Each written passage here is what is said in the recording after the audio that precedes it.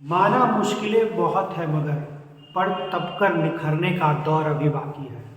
माना चुनौतियां रोज मिलेंगी इन राहों में, पर दीपक सा जलकर निखरने का दौर अभी बाकी है। माना मैं उस माटी का वृक्ष नहीं जिसको नदियों ने सींचा है, गुरुओं से दीक्षा लेकर मैंने इस रन में खुद को खींचा है। ठीक है, तो हम लोग क्या करते हैं कि हम लोग जब जनरल कॉम्पिटिशन की तैयारी करते हैं तो कठिनाई हमेशा बहुत आती है। तो हम लोग उन कठिनाइयों को कैसे दूर करेंगे? तो लगातार मेहनत करके। आप अगर लगातार मेहनत करोगे तो एक दिन आपको सफलता जरूर मिलेगी, क्योंकि कहा गया है कि जिनके इरादे मेहनत की स्याही से लिखे जाते हैं उनके किस्मत के पन्ने कभी भी खाली नहीं होते, है ना। तो आप लोग यहाँ पर आज के जो हम लोग सेशन देखेंगे स्टैटिक जीके का। जी हाँ, आज हम लोग कौन सा सेशन देखेंगे? तो आज हम लोग देखेंगे स्टैटिक जीके सेशन नंबर 24, जिसमें हम लोग जीके जीएस के बहुत सारे प्रश्नों को देखेंगे। तो पहले हम एक नजर डाल लेते हैं कि किन किन प्रश्नों से आज हम लोग मतलब की मुलाकात करेंगे, है ना। तो पहला प्रश्न क्या है आपका? है विजयनगर साम्राज्य की स्थापना कब हुई? दूसरा, 1935 के भारत शासन अधिनियम को गुलामी का अधिकार पत्र किसने कहा था? मतलब आपका कुछ हिस्ट्री का क्वेश्चन है, ठीक है।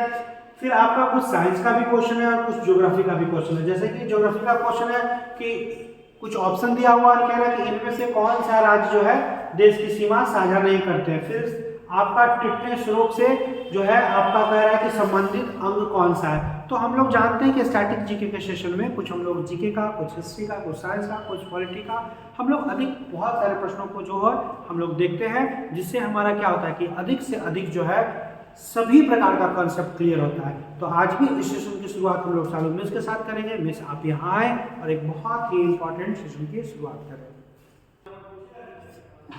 तो चलिए देखते हैं आज का सेशन नंबर 24 और आते हैं क्वेश्चन नंबर फर्स्ट पर। देखिएगा क्वेश्चन नंबर फर्स्ट क्या बोल रहा है।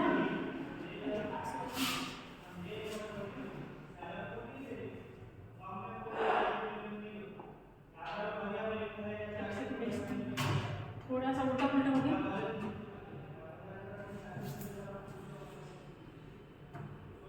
क्वेश्चन ही लग गया। देखिएगा क्वेश्चन नंबर फर्स्ट क्या बोल रहा है। देखिएगा क्वेश्चन है आपका पहला, उमियम झील किस राज्य में है? उमियम झील, उमियम झील को बाड़ा पानी झील भी कहा जाता है। क्या कहा जाता है? तो इसे बाड़ा पानी झील भी कहा जाता है। इसे बाड़ा पानी झील, बाड़ा पानी झील भी कहा जाता है। उमियम झील के बारे में आपसे सवाल कर रहा है कि ये किस राज्य में है। तो सबसे पहले तो उमियम झील को बाड़ा पानी झील भी कहा जाता है। कहाँ पर बना हुआ है? तो उमियम नदी के ऊपर बना हुआ, मतलब उमियम नदी पर ही बनाया गया है। उमियम नदी पर, उमियम नदी पर, ठीक है। और कब बनाया गया? तो 1960 में। है कहाँ? तो ये है आपका मेघालय में, ठीक है। यहाँ पे आंसर क्या हो जाएगा? ऑप्शन नंबर ए, मेघालय में क्या है? तो ये है आपका उमियम झील, ठीक है। आपसे क्वेश्चन करता है कभी कभी, जैसे 3 प्रकार का एक आपका पहाड़ी है, क्या नाम है उसका? गारो खासी जयंतिया। जैसे यहाँ पे हम लोग देखते हैं, इसका आंसर क्या हो जाएगा? Option number A. अगर थोड़ा सा हम लोग मैप के अकॉर्डिंग चलते हैं तो देखिएगा यहाँ पर आपका बसा हुआ है। और देखिए जैसे अगर ये भारत का मैप को हम लोग जूम कर रहे हैं तो यहाँ पे देखिएगा हम लोग जानते हैं यहाँ पे क्या है, तो हिमालय का विस्तार है, ठीक है। उत्तर भारत में अगर हम लोग चलते हैं तो हिमालय का विस्तार आपका यहाँ तक है। और कल परसों वाले सेशन में हम लोग पूर्वी घाट के बारे में देखे थे, जो आपका दक्षिण भारत में पड़ता है। अब देखिएगा अगर हम लोग देखते हैं हिमालय के विस्तार के बारे में, तो देखिएगा सबसे पहले तो अगर हम लोग हिमालय को पढ़ते हैं तो 2 भाग में बांट के पढ़ सकते हैं। कैसे? तो अगर ये पूरा का पूरा मान लीजिए हिमालय, ठीक है, तो हिमालय को हम लोग 2 भाग में बांट के पढ़ सकते हैं। कैसे पढ़ने में सुविधा होगा? एक होता है आपका ट्रांस हिमालय, जिसको पार हिमालय भी कहा जाता है। एक होता है आपका ट्रांस हिमालय, ठीक है। कहीं कहीं आपको ये पार हिमालय लिखा हुआ मिलेगा, पार हिमालय। और एक होता है आपका मुख्य हिमालय, मुख्य हिमालय, ठीक है। अब देखिएगा फिर आपसे सवाल करेगा कि इनमें से कौन सा श्रेणी ट्रांस हिमालय के अंतर्गत नहीं आता है। तो देखिएगा ट्रांस हिमालय में कौन कौन आएगा? तो ट्रांस हिमालय में आता है आपका यहाँ पर, देखिएगा हम लोग रफली डायग्राम देख रहे हैं, ठीक है। थोड़ा सा बस यहाँ पे समझने का कोशिश करेगा। इस मैप में आपका हिमालय बताना पॉसिबल नहीं है, लेकिन एक बार थोड़ा सा हम लोग अंदाजा देखते हैं, कल या परसों वाले सेशन में फिर उस मैप में देख लेंगे। यहाँ पर देखिएगा ये हो जाएगा आपका काराकोरम श्रेणी, ठीक है, काराकोरम श्रेणी। ये सबसे ऊपर होता है, किसके अंतर्गत आएगा? तो ये आएगा आपका ट्रांस हिमालय में। कौन सा श्रेणी? काराकोरम श्रेणी। उसके बाद देखिएगा ये है आपका लद्दाख श्रेणी, ठीक है। ये लद्दाख श्रेणी, ये भी किसके अंतर्गत आता है? तो ये आता है आपका ट्रांस हिमालय के अंतर्गत। फिर यहाँ पे एक आपका पड़ता है जास्कर श्रेणी, ठीक है, कौन सा श्रेणी? तो जास्कर श्रेणी, ये भी किसके अंतर्गत आएगा? तो ट्रांस हिमालय के अंतर्गत आएगा। और एक और श्रेणी होता है जिसका नाम है कैलाश श्रेणी, यहाँ पर है आपका लगभग कैलाश श्रेणी। ये चारों श्रेणी किसके अंतर्गत आते हैं? तो ये चारों श्रेणी आता है आपका ट्रांस हिमालय के अंतर्गत, ठीक है, ट्रांस हिमालय के अंतर्गत। ये एक प्रकार का हुआ। दूसरा होता है आपका मुख्य हिमालय। अब देखिए मुख्य हिमालय कहाँ पे होता है, तो रफली डायग्राम से हम लोग समझते हैं। ये हो जाएगा आपका इस टाइप से जाता है मुख्य हिमालय, ठीक है। दूसरा देखिएगा यहाँ पे हो जाएगा आपका मध्य हिमालय, ठीक है, ये होता है आपका मध्य हिमालय। और तीसरा होता है शिवालिक, ठीक है, तीसरा होता है शिवालिक जो यहाँ पर से जाकर बढ़ जाता है। क्या क्या हम लोग देखें? हम लोग देखें कि मुख्य हिमालय में 3 प्रकार का देखिए कौन कौन सा होता है। पहला तो हो जाएगा आपका बृहद हिमालय, ठीक है, कौन कौन सा हो जाएगा? बृहद हिमालय, बृहद हिमालय, ठीक है। दूसरा कौन सा हो जाएगा? दूसरा होगा आपका मध्य हिमालय, मध्य हिमालय, इसी को लघु हिमालय भी कहा जाता है। और तीसरा होता है शिवालिक, तीसरा होता है आपका शिवालिक श्रेणी, तीसरा होता है आपका शिवालिक श्रेणी। और ये आपका शिवालिक और आपका मध्य में ही वगैरह क्या होता है? पीर पंजाल श्रेणी आप सुने होंगे, धौलाधर श्रेणी होगी, ये सब कहाँ होता है? तो सबका मध्य वाला में होता है। तो मुख्य हिमालय में बृहद हिमालय, मध्य हिमालय, शिवालिक, इसी को बाह्य हिमालय भी कहा जाता है। शिवालिक को बाह्य हिमालय भी कहा जाता है, ठीक है, आप याद रखें। अब देखिएगा जो अभी हम लोग चर्चा किए थे गारो खासी जयंतिया का, या फिर आप जानते हो कि यहाँ पर एक आपका द्वीप है हमारा अंडमान निकोबार। तो ये सब क्या होता है ना, ये आपका हिमालय का ही भाग है, ठीक है, ये सब आपका हिमालय का ही भाग है। जो यहाँ पे आप पहाड़ पर भी देख लो, जैसे आप जानते हो यहाँ पे पटकाई गुम की पहाड़ी है, नागा पहाड़ी है, मिजो पहाड़ी है, त्रिपुरा पहाड़ी है, और यहाँ पे है आपका गारो खासी जयंतिया। ये सब पहाड़ी जो है मेघालय में आपका हिमालय सबका ही भाग होता है। और फिर यही पहाड़ी ऐसे डूबते डूबते जब बंगाल की खाड़ी में आ जाती है तो इसी को हम लोग क्या कहते हैं?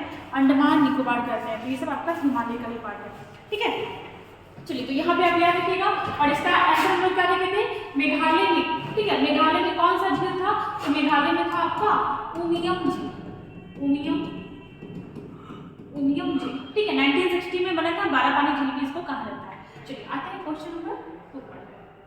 देखिएगा विजयनगर साम्राज्य की स्थापना कब की गई थी? बहुत इंपॉर्टेंट क्वेश्चन बनता है क्वेश्चन एग्जाम में। विजयनगर साम्राज्य की स्थापना 1336 ईस्वी में किसके द्वारा? तो 2 आदमी था, हरिहर और बुक्का के द्वारा 1336 ईस्वी में विजयनगर साम्राज्य की स्थापना अपने गुरु, ठीक है, अपने गुरु, इनके गुरु का नाम क्या था? विद्यारण्य संत से हरिहर और बुक्का के द्वारा 1336 ईस्वी में अपने गुरु विद्यारण्य संत के आशीर्वाद से किया गया था। मतलब इनके कहने पर, इनका आशीर्वाद प्राप्त करने के बाद ही विजयनगर साम्राज्य की स्थापना की गई थी। हरिहर बुक्का के द्वारा किया गया था, 1336 ईस्वी में किया गया था। और आपका विजयनगर साम्राज्य का जो आपका राजधानी था, ठीक है, विजयनगर साम्राज्य का जो राजधानी था कहाँ था? हम्पी, ठीक है। सवाल बनता है यहाँ से, इसकी भाषा क्या थी इस पूरे साम्राज्य की? तो भाषा हो जाएगा आपका तेलुगु, ठीक है, भाषा कौन सा था? तेलुगु। आपसे सवाल करेगा कि विजयनगर साम्राज्य पर कितने वंशों ने शासन किया था? विजयनगर साम्राज्य पर कितने वंशों ने शासन किया था? तो 4 वंश ने शासन किया था। कौन कौन सा? तो सबसे पहले तो आ जाएगा आपका संगम वंश, ठीक है, संगम वंश। फिर हो जाएगा आपका शालूर वंश, फिर हो जाएगा आपका तुलुक वंश, और फिर हो जाएगा आपका अराविडु वंश, ठीक है। कौन कौन सा वंश हो गया? तो संगम वंश, शालूर वंश, तुलुक वंश और अराविडु वंश, ठीक है। देखिए अगर बात करें हरिहर और बुक्का के बारे में तो एक चीज और याद रखिएगा कि ये वारंगल का एक शासक, ठीक है, वारंगल के काकतीय शासक नाम क्या था इनका? तो नाम था प्रतापरुद्र देव के यहाँ काम करते थे। कौन? तो हरिहर और बुक्का विजयनगर साम्राज्य की स्थापना करने से पहले वारंगल के शासक काकतीय शासक, ठीक है, काकतीय शासक प्रतापरुद्र देव के क्या थे? इनके यहाँ काम करते थे, इनके अधिकारी थे। और अगर आपसे प्रॉपर अधिकारी का नाम पूछता है तो आप बता सकते हो कि सामंत थे। क्या थे? सामंत थे। अब देखिएगा, अब इसमें आपसे पूछेगा कि संगम वंश, तो संगम वंश का स्थापना कौन किया था? यही लोगों ने किया था, और अपने पिता के नाम पर, अपने पिता के नाम पर किया था, अपने पिता के नाम पर। ठीक है, दूसरा यहाँ से आपका एक और इम्पोर्टेंट क्वेश्चन बनेगा कि जो आप नाम सुनी हो कृष्णदेव राय। ठीक है, आप नाम सुनी हो दक्षिण भारत के बहुत ही इंपॉर्टेंट हिंदू शासक कृष्णदेव राय, किस वंश के शासक थे? तो सबसे पहले तो विजयनगर साम्राज्य के शासक थे, और इसमें भी अगर आपसे पूछता है कि विजयनगर साम्राज्य के किस वंश के शासक थे, तो ये हो जाएगा तुलु वंश के। जैसे देखिएगा, ये रहा आपका विजयनगर साम्राज्य का एरिया, मतलब इतना दूर आपका विजयनगर साम्राज्य फैला हुआ था। ठीक है, कृष्णदेव राय। चलिए आगे आते हैं क्वेश्चन नंबर 3 पर। देखिएगा, 1935 के भारत शासन अधिनियम को गुलामी का अधिकार पत्र किसने कहा था? गुलामी का अधिकार पत्र भी कहा था, और एक ऐसा गाड़ी का भी नाम दिया था। देखिएगा यहाँ पे सबसे पहले आपसे सवाल कर रहा है कि क्या कहा था? गुलामी का अधिकार पत्र किसके द्वारा? तो गुलामी का अधिकार पत्र तो कहा गया था, और एक ऐसा गाड़ी का भी नाम दिया गया था कि 1935 का भारत शासन अधिनियम एक ऐसा गाड़ी है जिसमें ब्रेक तो है बट इंजन नहीं है। तो आप दोनों फैक्ट याद रखिएगा, गुलामी का अधिकार पत्र तो कहा गया, और ये भी कहा गया कि ऐसा गाड़ी जिसमें ब्रेक तो है, पर इंजन ही नहीं है, ये लाइन किसके लिए कहा गया था? तो 1935 के भारत शासन अधिनियम के लिए कहा गया था। किसके द्वारा कहा गया था? तो ये कहा गया था भारत के पहले प्रधानमंत्री, भारत के प्रथम प्रधानमंत्री के द्वारा ये स्टेटमेंट कहा गया था। और आपको पता है कि भारत के प्रथम प्रधानमंत्री कौन थे? तो जवाहरलाल नेहरू। ठीक है, जवाहरलाल नेहरू, और इनको भारत रत्न कब मिला था? तो इनको भारत रत्न मिला था 1955 में, भारत रत्न मिला था। ठीक है, और भारत रत्न की स्थापना कब हुई थी? तो भारत रत्न की स्थापना हुई थी 1954 में। चलिए यहाँ पे देखिएगा जरा, अगर बात करें 1935 के भारत शासन अधिनियम में, तो देखिएगा इसके तहत बहुत सारा काम किया गया था। सबसे पहले तो क्या किया गया कि 1919 में जो द्वैध शासन प्रणाली लाई गई थी उसको खत्म किया गया। 1935 के भारत शासन अधिनियम के तहत द्वैध शासन प्रणाली जो कब शुरू हुई? जो 1919 में शुरू हुई थी, उसे खत्म किया गया। उसे क्या किया गया? खत्म किया गया। ठीक है, काम करने के लिए विषयों को क्या हुआ कि प्रॉपर अलग अलग विषय में बांटा गया। जैसे संघ को कितना विषय दिया गया था काम करने के लिए? 59। प्रांत को कितना विषय दिया गया था काम करने के लिए? 54। और समवर्ती सूची जहाँ पे दोनों मिलकर काम कर सकते थे उसको कितना विषय दिया गया? तो इनको दिया गया था आपका कितना विषय? 36 विषय। ठीक है, कितना विषय दिया गया था? 36 विषय। दूसरा बात करें 1935 में, तो आप याद रखिएगा कि RBI reserve bank of India की स्थापना का प्रावधान भी रखा गया। ठीक है, स्थापना का प्रावधान। वैसे अगर RBI आता है तो आप दो चीज याद रखोगे कि आपका एक कमीशन भी आया था RBI के लिए, और एक आपका RBI एक्ट भी आया था उसकी स्थापना के लिए। दूसरा, भारत से म्यांमार को अलग किया गया। भारत से म्यांमार, लेकिन इस समय ये म्यांमार नहीं कहा जाता था, इस समय इसको बर्मा कहा जाता था। ठीक है, बर्मा। भारत से म्यांमार को अलग किस एक्ट के तहत किया गया? 1935 के भारत शासन अधिनियम के तहत। कब किया गया? तो 1937 में। दूसरा आपसे सवाल कर सकता है कि अखिल भारतीय संघ का स्थापना करने का प्रावधान किसमें रखा गया था? तो 1935 के भारत शासन अधिनियम में अखिल भारतीय संघ की स्थापना का प्रावधान, जिसमें किसको शामिल होना था? तो देश रियासत को, भारतीय प्रांत को, सबको भारत इसमें शामिल होना था। ठीक है, और भी कुछ किया गया था, तो फिर और आप देख सकते हो एक न्यायालय का स्थापना किया गया था। ठीक है, एक न्यायालय का भी स्थापना किया गया था इस एक्ट के तहत। यहाँ पे आंसर क्या हो जाएगा? ये दोनों स्टेटमेंट किसका था? ये दोनों स्टेटमेंट था भारत के पहले प्रधानमंत्री जवाहरलाल नेहरू के द्वारा। ठीक है, चलिए आगे आते हैं क्वेश्चन नंबर 4 पर। देखिएगा, मोसाद कहाँ की गुप्तचर संस्था है? प्रत्येक देश का अपना अपना गुप्तचर संस्था होता है। जैसे बात करें, चलो मोसाद में देखते हैं। तो मोसाद कहाँ का काफ़ी फेमस है, ठीक है, काफ़ी चर्चित रहता है कि भाई इसका सिस्टम बहुत बढ़िया है। लेकिन अभी ये भी मात खा गया था। मोसाद जो है ये आपका इजराइल का, मोसाद जो है इजराइल का गुप्तचर संस्था है। चलिए थोड़ा सा हम लोग यहाँ पे और भी देखते हैं। जैसे अगर बात करें तो देखिएगा देखिएगा यहाँ पे मुखबरात, ठीक है, ये किसका है, तो ये है आपका मिस्र का। दूसरा आपसे पूछेगा नाइचो, ठीक है, ये जो आपका नाइचो हो जाएगा, नाइचो कहाँ का है, तो ये है आपका जापान का। मुखबरात जो हो गया ये किसका है, तो ये है आपका मिस्र का। नाइचो के बारे में बोले तो ये जापान का हो जाएगा। जैसे और दिखेगा शाबाद, ठीक है, शाबाद ये किसका हो जाएगा, तो ये हो जाएगा आपका इराक का, ठीक है। अपने भारत के बारे में बात करें, क्या भारत के पास अपना गुप्तचर व्यवस्था है, तो जी हाँ देखिएगा भारत के बारे में।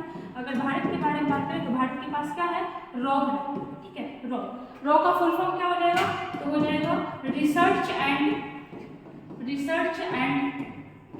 एनालिसिस विंग, ठीक है। इसकी स्थापना कब की गई थी, तो 1986 में, ठीक है, 1986 में। भारत के पास और भी कुछ है, तो भारत के पास है आईबी, ठीक है, और इसका फुल फॉर्म आप लोग बताइएगा कि आईबी का फुल फॉर्म क्या होता है, इंटेलिजेंस से संबंधित है। दूसरा एक चीज और देखिएगा, भारत में सीआईडी भी होता है, ठीक है, सीआईडी, और एक होता है आपका सीबीआई, ठीक है। दोनों में क्या अंतर है, तो दोनों आपका क्राइम से रिलेटेड ही काम करता है। सीआईडी जो होता है यह होता है आपका स्टेट का, ठीक है, प्रत्येक स्टेट का, और सीबीआई जो होता है ये आपका सेंट्रल गवर्नमेंट का होता है। इसका होता है सेंट्रल गवर्नमेंट का। यहाँ पे आंसर क्या हो जाएगा, इजराइल, ठीक है। चलिए आगे आते हैं क्वेश्चन नंबर 5 पर। देखिएगा इनमें से कौन सा राज्य 3 देश से सीमा साझा नहीं करता है। हाँ देखिएगा ध्यान से, इनमें से कौन सा राज्य 3 देश से सीमा साझा करता है, मतलब ये बोल रहा है कि इनमें से कोई ऐसा राज्य है, इसमें से कोई ऐसा राज्य है जो 3 देश से सीमा तो साझा करता है, लेकिन जो चौथा कोई ऑप्शन ऐसा है जो 3 देश से सीमा साझा नहीं करता है। देखो अगर बात करें सीमा के बारे में, तो भारत का टोटल 16 राज्य है जो आपका बॉर्डर लगाता है, सीमा साझा करता है। यहाँ पे देखिएगा, थोड़ा सा इसको जूम करते हैं, उसके बाद हम लोग देखते हैं। वैसे हम लोग अगर ऑप्शन में देखें तो थोड़ा सा बिना समझे भी आप इसको बना सकते हो। जैसे देखिएगा गोवा के बारे में, अगर गोवा के बारे में हम लोग थोड़ा सा अंदाजा लगाते हैं तो गोवा आपका इस साइड पड़ता है और यहाँ पे पड़ता है, तो यहाँ पे कोई भी देश एग्जिस्ट नहीं करता है। यहाँ पे अरब सागर, यहाँ पे बंगाल की खाड़ी है, यहाँ पे हिंद महासागर है, तो इसका आंसर क्या होना चाहिए, ऑप्शन नंबर डी। लेकिन थोड़ा सा हम लोग यहाँ पे मैप के थ्रू समझते हैं कि कौन कौन सा राज्य यहाँ पे सीमा लगा रहा है। जैसे दिया है सिक्किम का, अरुणाचल प्रदेश का और वेस्ट बंगाल का। तो आइएगा थोड़ा सा हम लोग इसका देखते हैं। सिक्किम है, अरुणाचल प्रदेश है और वेस्ट बंगाल। देखिएगा यहाँ पे जैसे देखिएगा सबसे पहले आपका सिक्किम दिया हुआ था। देखते हैं हम लोग यहाँ पे सिक्किम के बारे में कि सिक्किम का सीमा किससे किससे लगता है। जैसे आप यहाँ पे देख पा रहे हैं, छोटा सा नोज टाइप का ये उठा हुआ है, नोज टाइप का स्ट्रक्चर है। देखिएगा यहाँ पे सिक्किम का सीमा किसके साथ लग रहा है, तो यहाँ पे सबसे पहले देखिएगा सिक्किम का टाइपेट, जो कि अब हम लोग जानते हैं कि टाइपेट में किसका अधिकार हो चुका है, चीन का। तो सबसे पहले तो इसका चीन के साथ लग रहा है सीमा, किसका, तो सिक्किम का। सिक्किम का सीमा सबसे पहले तो चीन से लग रहा है। दूसरी साइड किससे लग रहा है, तो यहाँ पे आपका नेपाल से लग रहा है, ठीक है, नेपाल से लग रहा है। और तीसरी साइड किससे लग रहा है, तो तीसरी साइड लग रहा है भूटान से। मतलब सिक्किम का सीमा किससे लगता है, नेपाल से, भूटान से और चाइना से। नेपाल से, भूटान से और चाइना से। दूसरा हमारा ऑप्शन था अरुणाचल प्रदेश। देखते हैं अरुणाचल प्रदेश का, जैसे आप ये वाला स्ट्रक्चर देख पा रहे हो, ये किसका है, तो ये है आपका अरुणाचल प्रदेश का।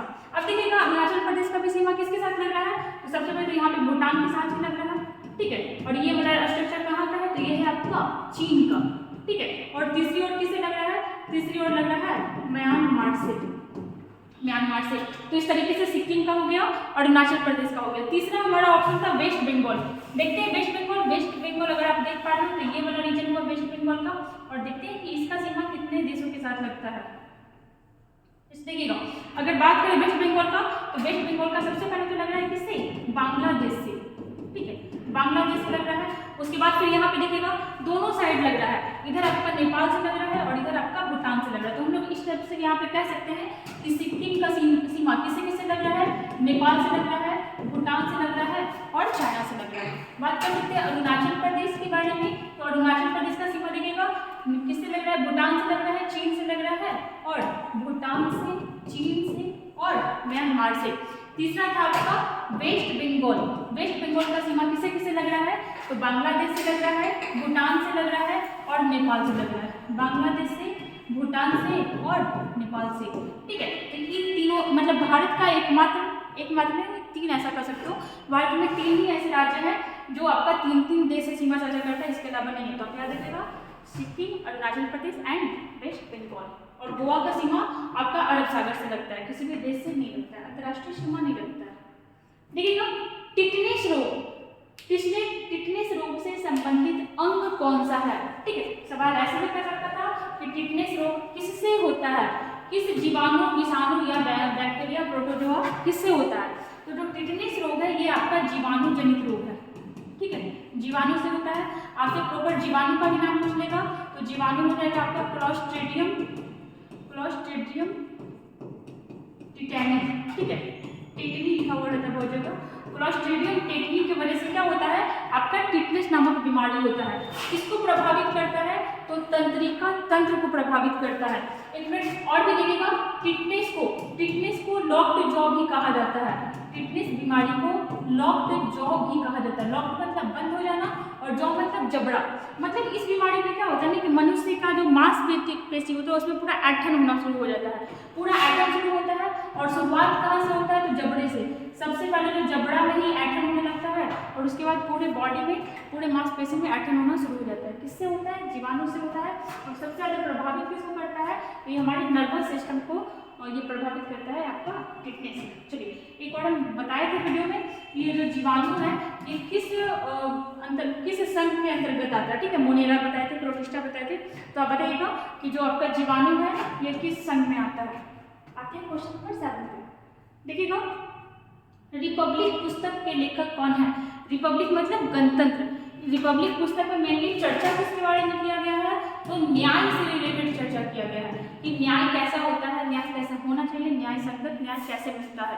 तो यहाँ पे देखिएगा रिपब्लिक पुस्तक के लेखक कौन है।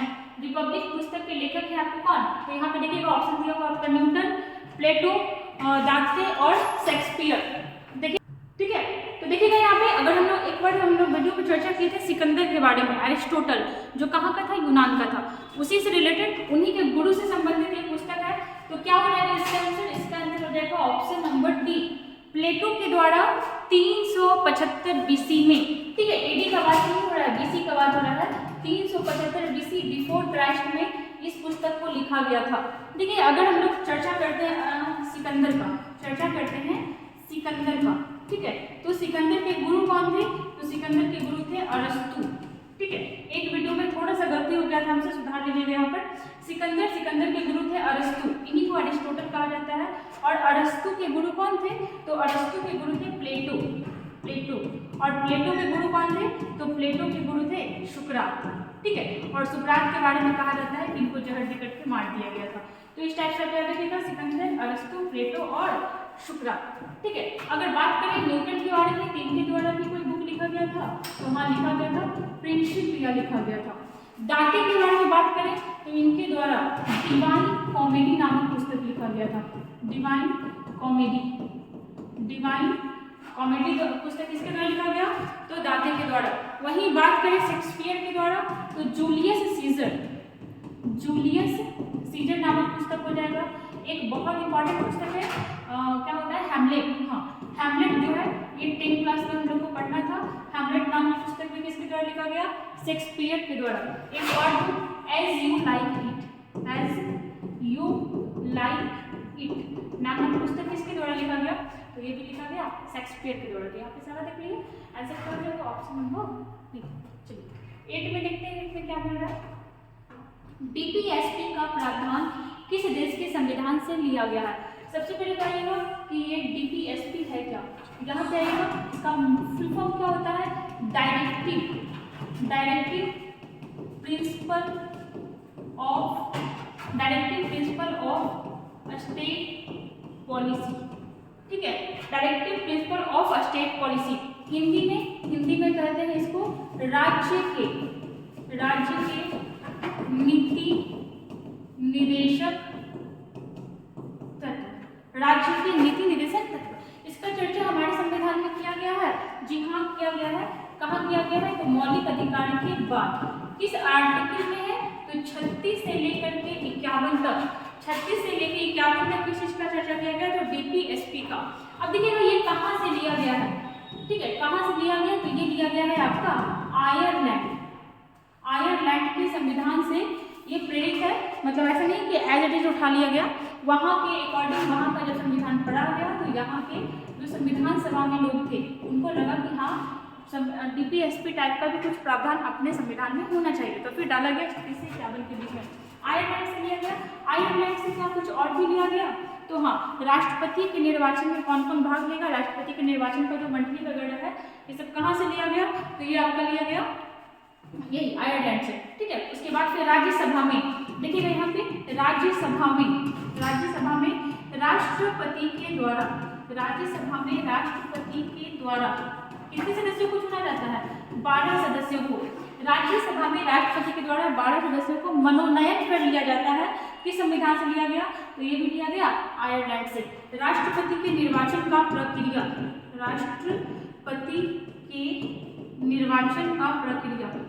निर्वाचन का प्रक्रिया कहाँ से लिया गया, तो ये भी लिया गया आयरलैंड के संविधान से।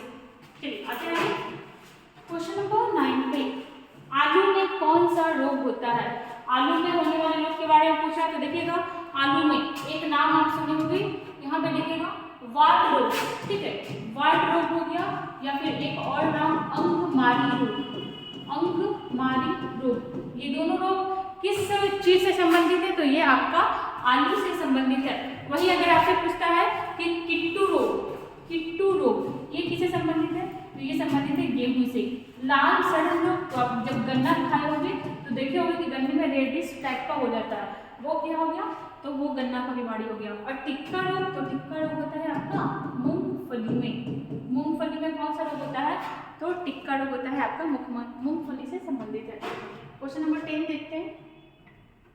1878 में अकाल आयोग की स्थापना किसकी अध्यक्षता में या फिर किसके द्वारा की गई थी, 1878 में अकाल आयोग की स्थापना किसके द्वारा की गई, तो ये किया गया था लॉर्ड लिटन के द्वारा।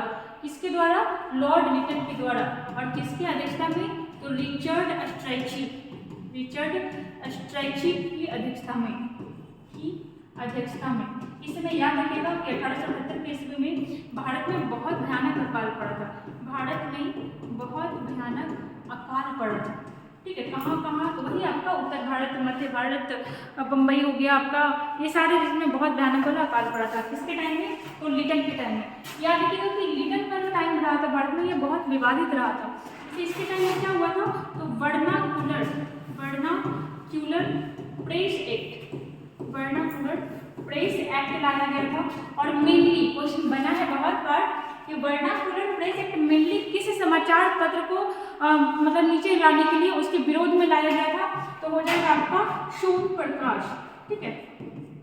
सोम प्रकाश नामक पत्रिका पर बैन लगाने के लिए क्या लाया गया था, तो वर्नाक्यूलर प्रेस एक्ट लाया गया था। किसके द्वारा, लिटन के द्वारा। उसके बाद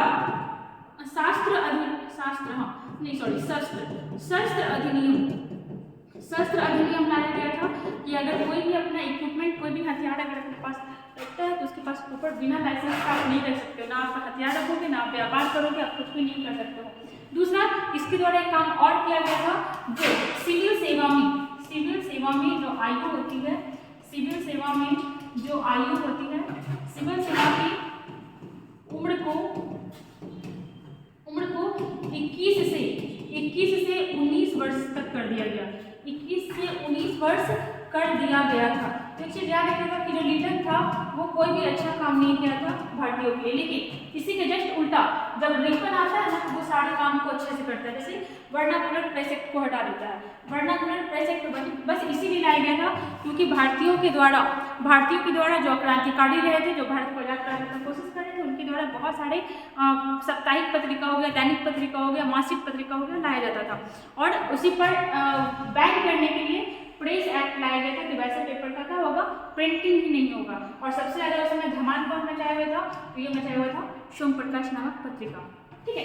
उसके बाद फिर शास्त्र अधिनियम भी लाया गया और फिर आपका सिविल सेवा में जो एग्जाम देने का उम्र होता है उसको 21 से घटा करके क्या कर दिया गया था, 19 वर्ष कर दिया गया था, ठीक है। लिटन के टाइम हुआ और लिटन से आप ये भी आ जाते हो कि इसके समय में जनगणना भी शुरू हुआ था। चलिए आगे आते हैं। चलिए यहाँ पे 10 क्वेश्चन कंप्लीट हुआ विद फैक्ट के साथ। ऐसे ही हमारे साथ बने रहिए, वीडियो को लाइक एंड शेयर जरूर करिएगा। मिलते हैं नेक्स्ट वीडियो में।